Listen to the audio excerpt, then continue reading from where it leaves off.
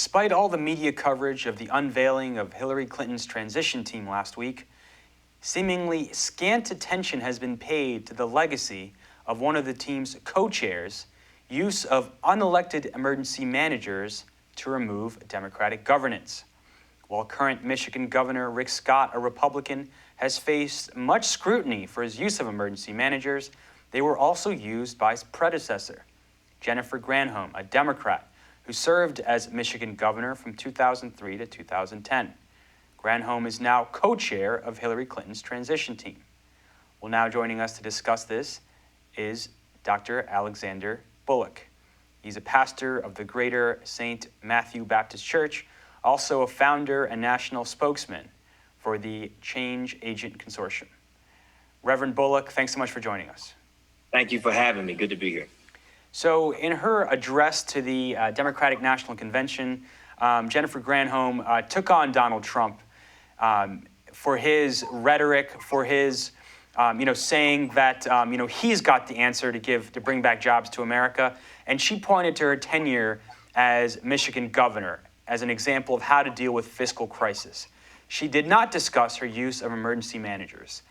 Give us your response and what you think her legacy has been in Michigan. Well, definitely, I think Jennifer Granholm, as governor of the state of Michigan, had both some successes and some failures.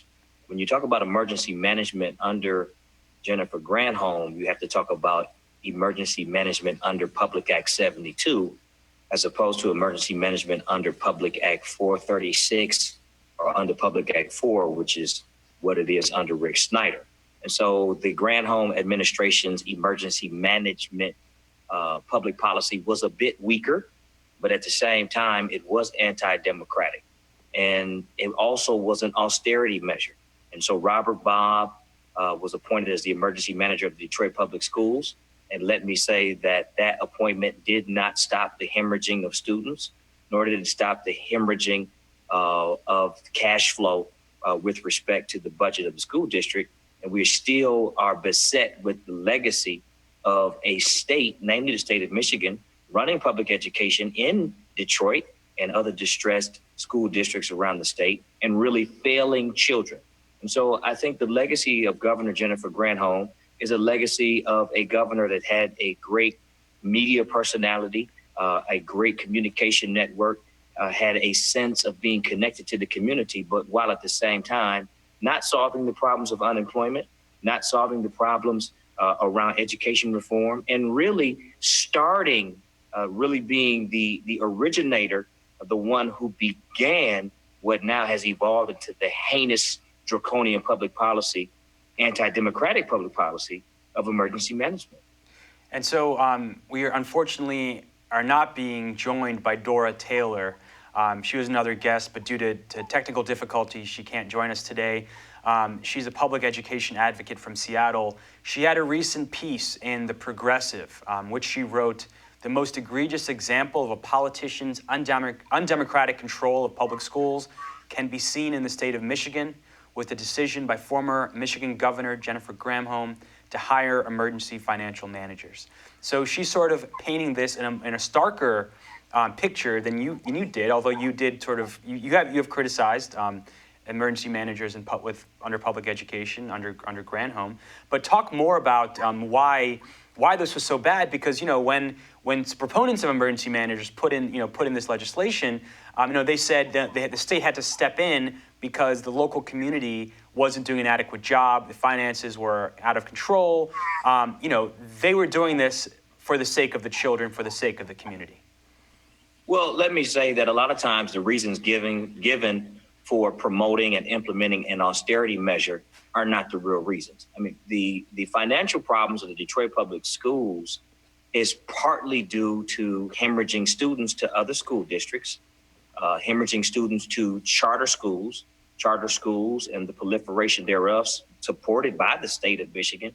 But also the financial problems can be traced back to pension liabilities. And so it's really not a question of the mismanagement of the school system by the school board. In fact, the state of Michigan has been running the Detroit public school system since 1998, 1999. And so if anybody was not managing the system correctly, it was the state of Michigan. Now, the emergency manager that Granholm appointed, Robert Bob, came in and actually wanted to not only take over the finances, but wanted to run the academics as well, which caused a firestorm, a controversy, and a great disruption in the education of the children. I think if there's any real problem with what Jennifer Granholm did, there are actually two problems. One, she opened the door for emergency management as we have experienced it under Governor Rick Snyder. One. Two, emergency management was not thought through what its implications were and whether or not it would be successful. And so I think Governor Granholm's appointment to the transition team really could signal for the rest of the nation that austerity measures may become the playbook for the nation. What happens if austerity measures become the way that the Clinton White House, the Hillary Clinton White House, deals with cash-strapped school districts and financially distressed cities? If that happens, I believe that's a mistake. I believe that these austerity measures don't work. I believe they don't get to the root of the problem. And really, they favor a pro-corporate agenda as opposed to a robust democratic and grassroots, boots on the ground, economic equity on the ground agenda. And so we need to definitely keep our eye on what the public policy agenda is going to be potentially for a Hillary Clinton White House.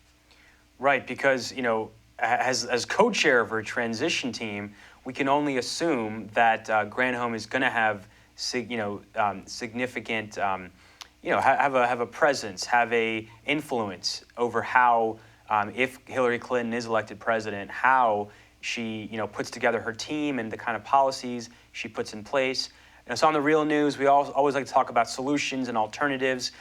Talk about some of the things that the people of Detroit, the people of Michigan, are demanding as an alternative, and how they've taken matters into their own hands as well. Well, definitely, we want the school district to be run by the school board, and we want the school board to be democratically elected. And we have been fighting for that for years, and we're moving in that direction. We want the eradication, the destruction, the depression of emergency management. It does not work. Financially distressed cities and school districts are not being saved by austerity measures. We want measures that actually deal with the root of the problem. A number of these problems go back to long-term structural debt, pension obligations. And so until state government, until the federal government begins to deal with the long-term structural debt that is actually causing cities and school districts to be financially distressed, and also dealing with changes in the funding model. In the case of cities, the erosion of the property tax base. In the case of school districts, the per pupil funding many times is funding that does not just fund what happens in the classroom, but it funds pension and health obligations. And so as the health and pension obligations go up, the school districts become financially distressed. These are issues that need to be addressed by the federal government, by state and local government. And I think what Governor Granholm's appointment to the transition team potentially should signal to folks is that this is a governor that, yes, appointed an emergency manager in the Detroit Public Schools who was a Democrat. And a lot of times we associate emergency management with the Republican Party, with Governor Rick Snyder. But let's remember that in Michigan, emergency management actually began with a Democrat. And so we are not safe if a Democrat gets elected, because Democrats also tend to lean toward austerity measures as the answer, and they're not. And so we need to be vigilant. We need to keep watch, and we need to continue to shape the conversation so that people move away from austerity to prosperity. Reverend Bullock, it's a pleasure as always. Thanks so much for joining us. Thank you. Thank you for joining us at the Real News Network.